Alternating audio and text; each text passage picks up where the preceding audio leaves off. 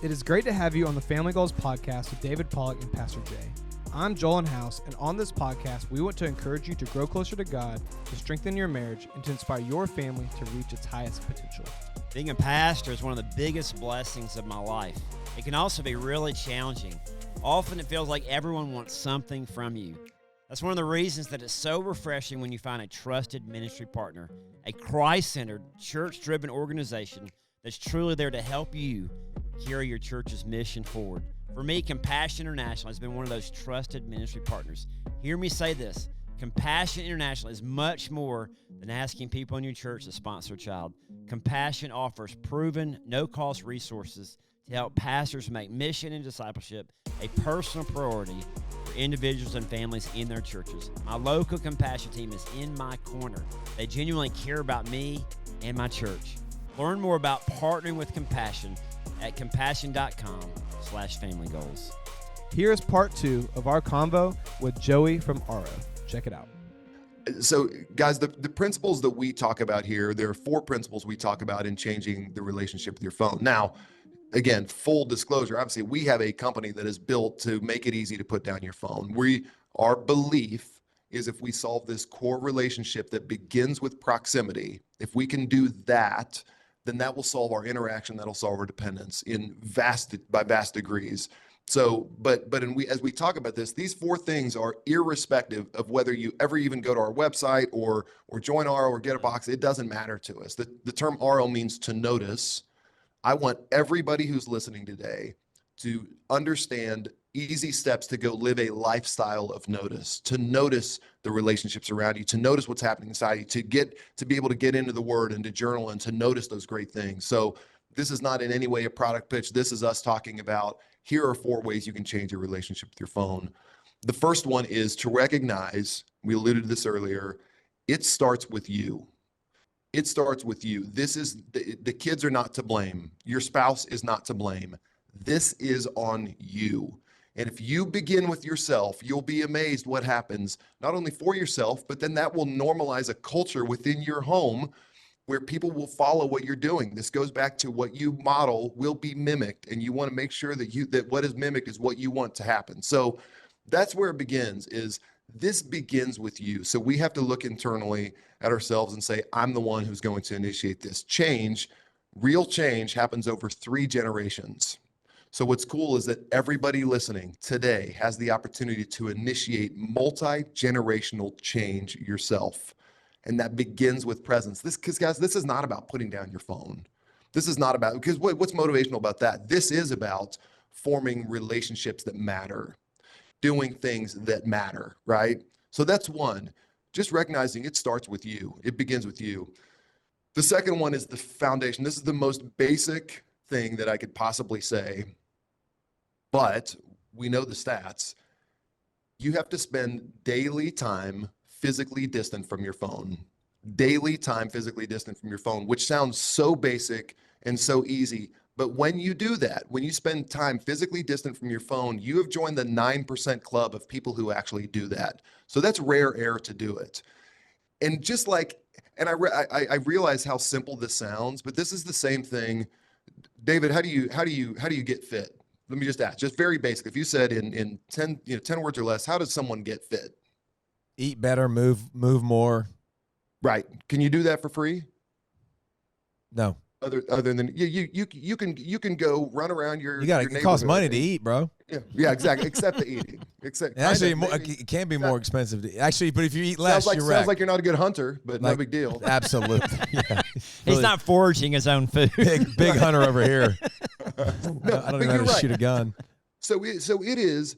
In order to get fit, it is really simple. The solution is really simple, and you can go out and you can burn calories and build muscle for free. You can do a bunch of push-ups. You can run around your neighborhood. That's all for free. Yet, most of us belong to a gym. Why do we belong to a gym? Because it's hard to implement that. This is a difficult thing to do, is to go get fit. And I want people to realize the same thing. We got to recognize that this is a difficult thing to do, that as simple as it sounds of putting down your phone, that's hard. They are alluring. There are things on there that we need. There are things on there that kind of call out to, the boredom in us that makes us want to, get the dopamine rushes, dopamine hits. So spending daily time is most important. So let's think about this as building a muscle. If you were to ask, if I were to say, hey, David, how much should I bench? You would say, I don't know, like how much did you bench last time? So everybody's on a different For level. you, I'd say continuum. 115, but continue. I probably would. Yeah. I'd probably do. I would probably do, and that'd be tough. The 1 rep max, 115, sure. So it would be to prescribe a certain number. Oh, you need to spend 4 hours a day. That doesn't take into account where someone is on the continuum. So here's what we encourage people to do: is start very small. Make sure it's daily, but start small. So what if you haven't spent time around your phone in a long time, spend 5 minutes away from your phone today, because you're going to build a muscle. That's just today. It could be 6 tomorrow. After you've gotten pretty comfortable around 5 minutes, how about you build up to about 23 minutes? And here's why that number is important. It takes 23 minutes and 15 seconds to refocus after you've been distracted. That's a study from UC Irvine. 23 minutes, 15 seconds to refocus after you've been distracted. And a lot of us haven't done anything other than sleep undistracted for 23 minutes and 15 seconds in a long time. I was one of those people, by the way. And then let's build up to an hour of phone-free time daily. But again, the key is it has to be daily. So that's 2. So 1 starts with you. 2, daily phone-free time. The third one, and this is for your home, and this is to establish sacred times and sacred places without your phone in your home. And let's just begin in the home. Sacred time, sacred place without your phone. So in the morning, that sacred time could be, how about the 30 minutes after you wake up? That's just sacred time. That's time to gather your thoughts, time to do a devotion, that's time to journal, whatever that may be. 30 minutes. That's a possibility. A sacred place. It's kind of fun. My son and I, Harrison, I've mentioned a couple times, he and I have a pact that we don't take the phones in the bathroom. Either our phones in the bathroom, no matter what. So when I do, I owe him $5. That's a sacred place. The bathroom's a sacred place. It is sacred. When Absolutely. you sit on your throne? I sit on the throne in my kingdom. So that's a sacred place for us. That sounds silly, but that's a sacred place. Another sacred place, the low-hanging fruit, is the dinner table. That's a sacred place. A sacred place could also be the living room couch, where you all can watch a family movie together. Not all screens are bad. We're not saying screens are bad at all. You can share an experience by watching some NCAA tournament games together with your family, or watching a movie. So establish those sacred times and sacred places within your home. That's number 3. I love that. The fourth one is my favorite. The fourth one is be constantly on the look for cues for connection. Constantly on the lookout for cues. And here's what's fun. Cues, the Gottman Institute calls these bids that we're getting all the time from our spouse, from our kids. And those bids are really kind of these screams for connection, but they're communicated very subtly. So I'll give an example. If Gianna, my daughter, she came up to me and she said, Dad, can I tell you about what happened in social studies today? That's kind of more of an over bid. It could just be like, oh, I had the worst day. And that's her actually saying, Dad, I got to talk to you about something. Will you listen to me? That's her crying for that. Oh, I hate that. Daddy's got to send a text. Was it? Yeah, exactly. So listen, bro, that's it. So that's the flip. If we have this 30-minute conversation, if Gianna and I have this 30-minute conversation, and 28 minutes in, I glance down at my phone, that moment is over, right? That moment is over because she's being vulnerable. She's opening up to me, and I'm not fully present there with her. And that is catastrophic, not just to that moment. That's catastrophic to her future willingness to open up to me, because her neuroplastic brain that's forming and figuring out how to adapt to the world says to her, you can't be fully open with Dad because he's not going to be focused the whole time. He's not going to be fully present. So that will kill intimacy. Ouch. But the flip side is so freaking powerful. The flip side is, this is what I want people to do in these looking for cues. When you feel a cue, let's say Gianna, same example. Dad, can I talk to you about social studies today? All I have to say is this. Yes, let me put my phone down so I can fully focus. Let me put my phone down so I can hear you. Say those few words and then physically put your phone somewhere else. I put mine in the RO box every time. But put your phone physically somewhere else. Throw it across the room. And here's what that's done.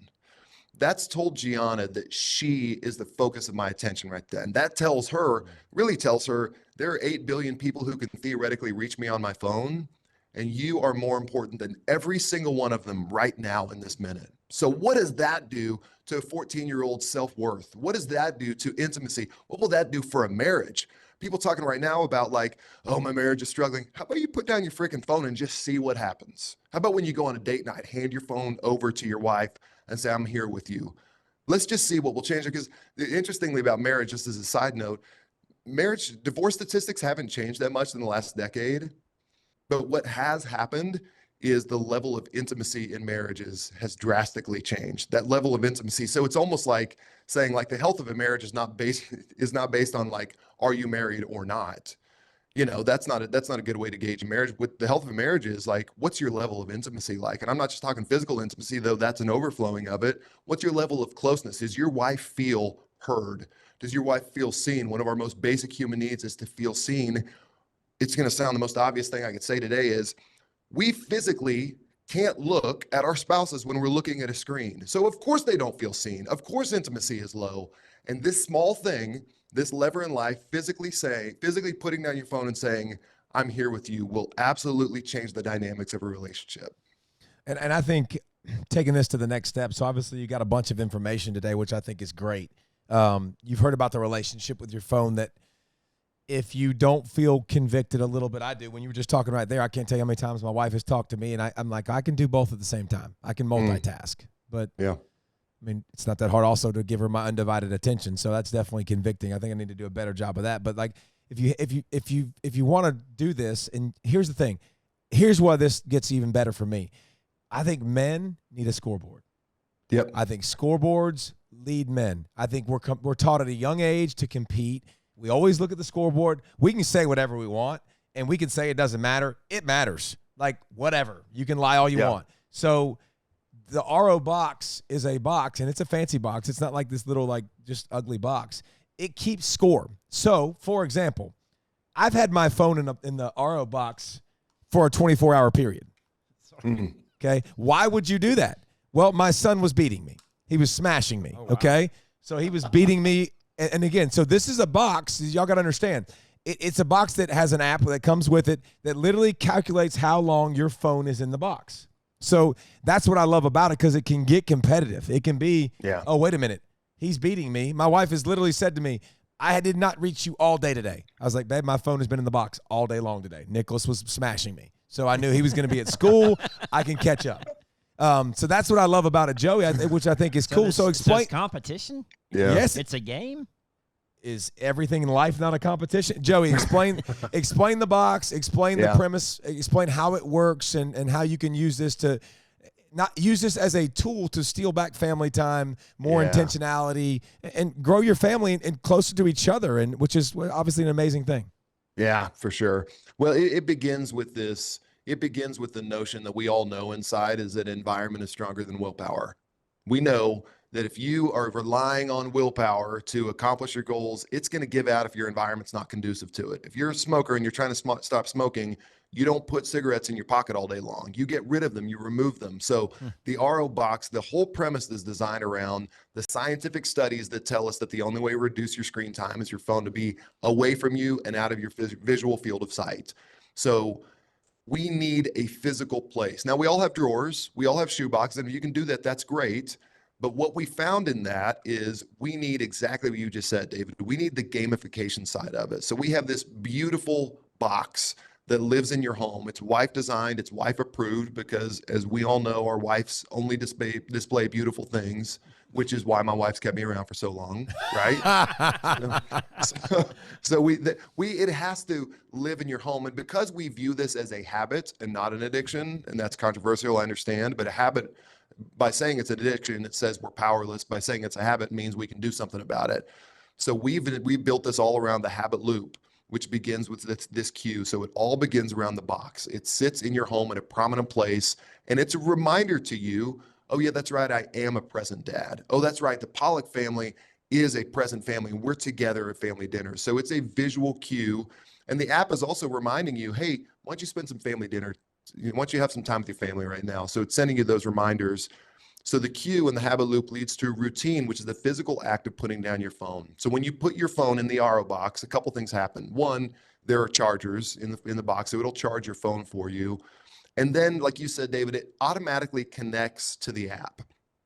And this is an important thing, that frictionless experience of dropping it in, and then it's quantifying the time that you're away from your phone. And again, it has to be physically distant from you, because the presence of it, science tells us, is kind of equals interaction with it as well. So physically distant from you, connecting to the app, and then you go live your life. I mean, again, I said it earlier, spending time away from your phone, who cares if you're away from your phone? What matters is what happens on the other side of it. And then when you take your phone out, the app will tell you, hey, here's how much time you're away from your phone. And you tag that. You say, here's what you're doing. So it begins to categorize how you're living your life, which is really fun. That's even the scoreboard for yourself personally. And this is an amazing thing that people have told us. When they take their phone out and they see they've spent 47 minutes away, or an hour 47, or 24 hours like you, everybody says the same thing. They say, I'm so proud of myself. Which, again, I understand that sounds a little bit silly, but that's the reward. This is the reward side of the habit loop, is you feeling good about yourself. The real reward, we know, is what you've done on the other side of it. And then it starts the habit loop all over again. So the family in-home competition, how are you doing relative to others? Of course, that's fun. That's some of the, but it's, again, competition towards a good end. And then all the other things, we've taken the tech companies' tricks to keep us on our phone, and we're using them, these daily streaks and achieving the time goals. We're using them to help you be off your phone, gamify the experience of being off your phone. Brilliant. One or the other on their own don't do enough. A box, we all have places we can put our phone. We don't have a system. We don't have a platform. We don't have the gamification side. If you just have the gamification without a place, that doesn't work either. So it's the combination of those two things that makes this so powerful. And we hear stories from people every week saying, this has changed my life. This little box has changed my life. And I'll tell you too, guys, this is actually, again, I'm the chief of sinners here. You're talking to them. My wife, I spoke at a church yesterday, and my wife told me, she goes, midway through the service, I thought, I can't believe you're the one talking about phones. There was no one worse than you. It's like Saul and Paul sitting here talking about phones, but I'm telling you, this practice will absolutely change your life. That's pretty dope. Well, Pastor Jay, I wanted to share some other things too with the phone. You told me to bring this today. It's the only thing that I've actually brought ever into a meeting. I'm never prepared. As you're looking for that, I just want to say this is brilliant, Joey. Oh, thank you. And what you're talking about, like, it's really not about the phone, really what you're talking about. What you're talking about is living at this high quality of life where you're truly connecting with the people who mean the most to you. Yeah. It's really not about the phone. It's not at all about the phone. But It is about your intentions. It's about you living fully, right?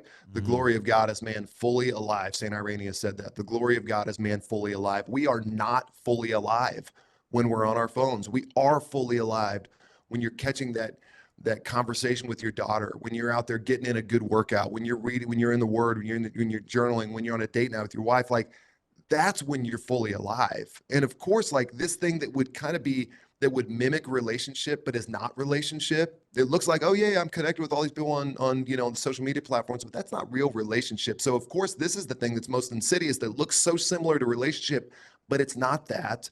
But then we have this amazing opportunity to go live fully alive and put this distraction away and live fully according to the intentions that we have and the greatness that's inside of us. Proverbs 14:1 says that a man builds a woman builds a house with her own hands, and then the foolish woman tears her house down with her own hands.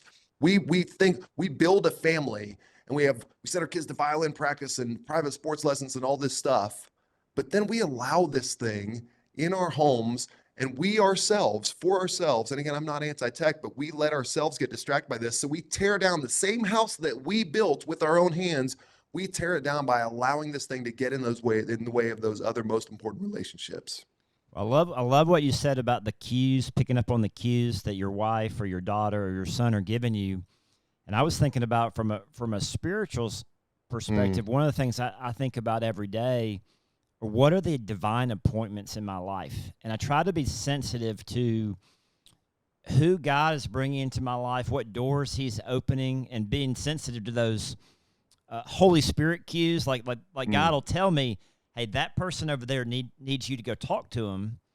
But if I'm engaged with something else and not with the Spirit of God, I'm distracted. I'm gonna miss those. And I think about how many opportunities we miss every day. Even like when you're standing in a line somewhere, I'm guilty of, like, even at the grocery store, I'm in line, I'm gonna pull out and look at my phone. Well, another option would be, well, what about talking to the person in front of you Yeah. or behind you instead of like engaging. We don't do that anymore. Don't do Yeah, that. No, why would we do that? Who is this weirdo talking to on the me at way grocery here, store? I'm driving here on the way here, and there's kids out in front of the church or in front of their houses. The school buses are picking up. Every single one of them on their phone. Mm. And I think it's our responsibility as parents.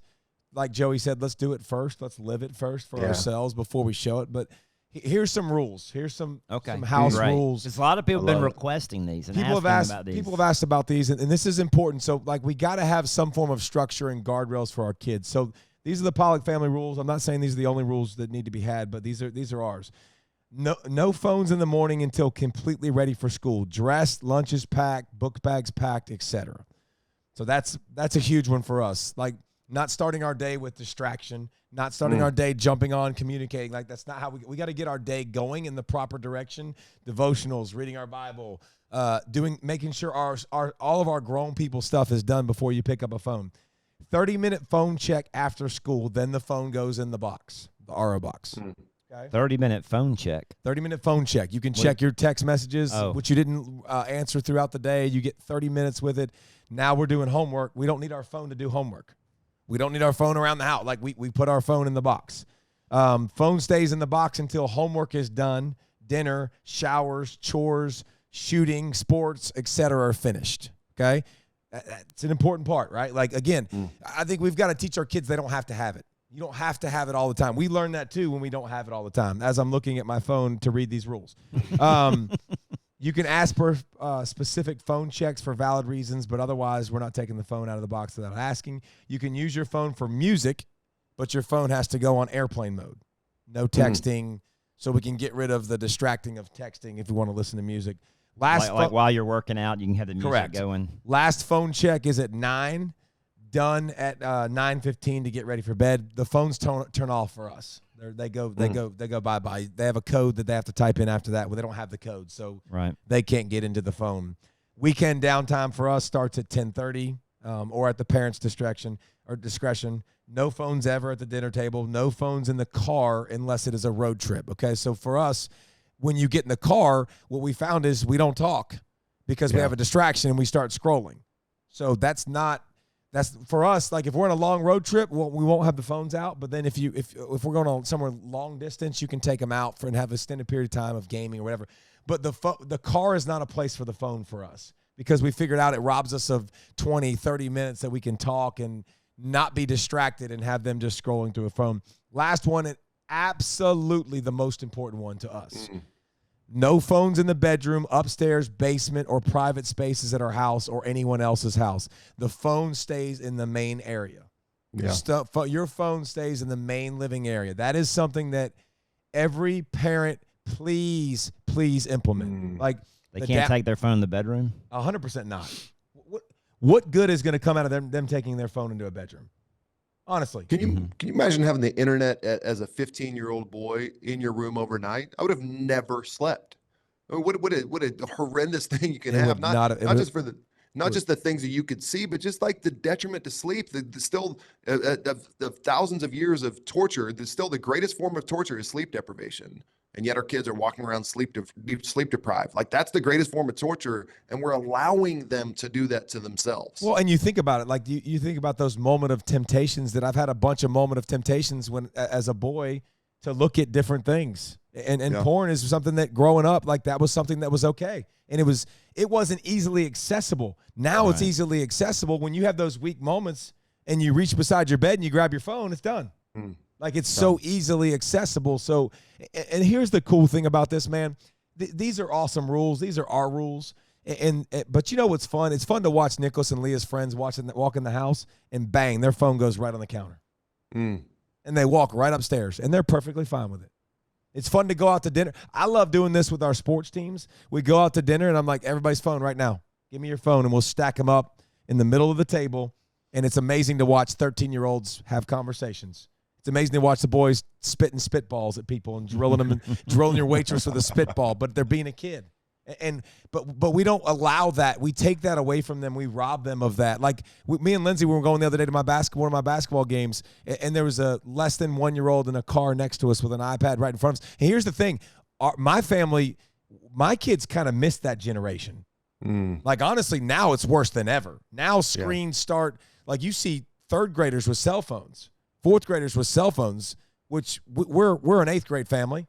Us personally, we waited till eighth grade to get phones. But I think that main one right there, man, like, this is not going to get easier. We need to teach them how to handle this with conviction, understanding why it's important to us, but having the rules in place. They're not rules to slap them upside their head. They're rules to help them engage and understand the detriment that a phone can be, because it can be. It can be one of the biggest detriments. It's distracting us. It's dividing us. There's very little that's good that's coming out about a phone. Yeah. Man. I mean, it's just not. So do you abide by those rules or just the kids? Well, I guess no. I'd take my phone upstairs. Like, if I want to go upstairs, I take my phone upstairs. So just no, I don't abide by those rules. I make the rules. Those are just for the I kids. wrote those rules. Those are for the kids. now I'll say this, which is really, really cool. Like, because I've started like meeting with Joey and these guys and understanding the RO box and stuff. Like, it's changed my relationship with the phone, but it's made me be a better example. Like, when we go into a restaurant, like, I just drop my phone in the middle console right there where they can see it, just right on top. And Nicholas does the same thing. Leah does the same thing. And that's how we originally connected, David. Was you put out a tweet that said, to me, basically, like, I'm such a better dad when I leave my phone in the car when I go to lunch with Nicholas. And that tweet freaking blew up. And it was because it's such a message. Everybody feels this, and they're just looking for clarity. They're looking for clarity on, like, okay, what do I do now? What do I do next? And so what you just said, your family rules provide clarity. And so even if you took these 4 ways to change your relationship with your phone, begin with the plan. And I think one problem that most people have is they've resigned themselves to, oh, there's nothing I can do about it. This is just how things are. How about we question that? Yeah. And we say, no, I think that my family can look different. I think my relationship with my phone can look different. And let's just begin with a plan. A plan. It doesn't have to be perfect. No plan is perfect. But your 4 ways to change your relationship with your phone, that's not a perfect plan, but that's something. That's more than we're doing now. So we're all looking for some level of clarity on what do I do next. And so I would encourage anybody listening, please don't walk away from this without doing something. Something small that will lead to something bigger, that will lead to something bigger, that will keep changing the relationship that we all have, an unhealthy relationship with our phones. Build a muscle. That's exactly right. How many minutes a day or maybe hours do you have your phone in the RO box? Depends on the week. Like, are we talking like 30 minutes or oh gosh, no. You go way higher than that. Because you said you're in competition with Nicholas. I was just wondering I have no framework here for what. Yeah. We'll get you an RO box and we'll start building the framework. How about that? Pastor Jay, my answer for that, for myself, I'm anywhere from probably 3 to 4 hours on average. So right now, as we're talking, my phone's in the RO box in the other room. Now, I wouldn't be using it on the podcast anyway, but again, I like getting credit. I like the fact that I'm going to go out and I'm going to have an hour on that. So when I'm in deep focus at work, I did that. I didn't look at my phone until I did my Bible reading, my journal this morning. So I didn't look at my phone until I left for school with the kids. When I get home tonight, 6 o'clock to 9 o'clock is the prime time for RO. What we see across all the RO community, the thousands of people that are using it. It's 6 o'clock to 9 o'clock a.m. and p.m. is kind of the hot usage times. But for me, it's about 3 to 4 hours on a daily basis.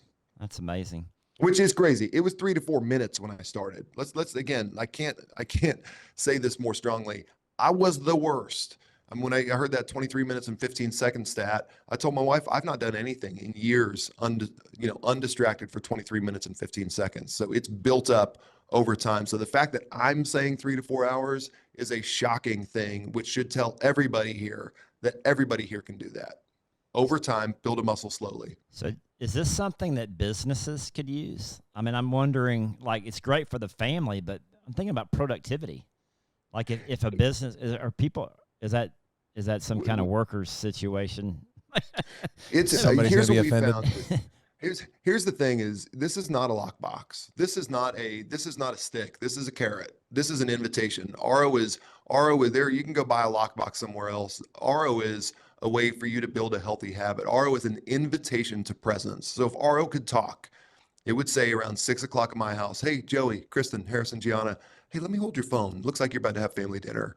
So it's an invitation towards presence. This is not a mandate. And so that's why we've decided not to kill functionality, not to put a lock on it, because we want people to build sustainable, healthy habits and recognize that the world is so much better on the other side of your phone. Darren Whitehead, pastor in Nashville, he says the real world is in color. So he keeps his phone on grayscale, and it says the real world is in color. And so for me, that's the same way. I would rather just have an invitation towards something even greater than what's in my screen. Thank you for listening to this week's Family Goals podcast with David Pollack and Pastor Jay. You are not fully living life when you're on your phone. When do you fully feel alive? When you're spending quality time with your friends and family, or playing sports, or just enjoying God's creation, whether it's a walk or a hike. I love Joey's 4 principles. Recognize it starts with you. It's what you model for your kids. Do the hard work early. 2 is daily time physically distant from your phone. Put the phone down. Get away. Start with just a few minutes and work your way up to a few hours like Joey does. 3 is sacred time, sacred place without your phone. Is that the bathroom? Is that the bedroom? Is that the dinner table or the car? Find sacred time where you and your family do not have phones around. And 4 is constantly be on the lookout for cues for connection. As humans, we long for connection. We long for meaningful relationships. Let's be on the lookout for connection with our kids, our spouses, our friends. Let's be on the lookout for connection with our kids, spouses, and friends. Sometimes it's a cry for help, and other times they just want to be with us. Give them your undivided attention. When you set the phone down, it tells them that they are the most important person in the world. More important than 8 billion other people. RO isn't just a lockbox, it's an invitation to live life and live it to the fullest. If you found this episode helpful, encouraging, or entertaining, please let us know by subscribing to the podcast or by writing a review. You can also reach us on Instagram and Twitter at Family Goals Pod. Thank you again for listening to the Family Goals Podcast, and we'll catch you next week.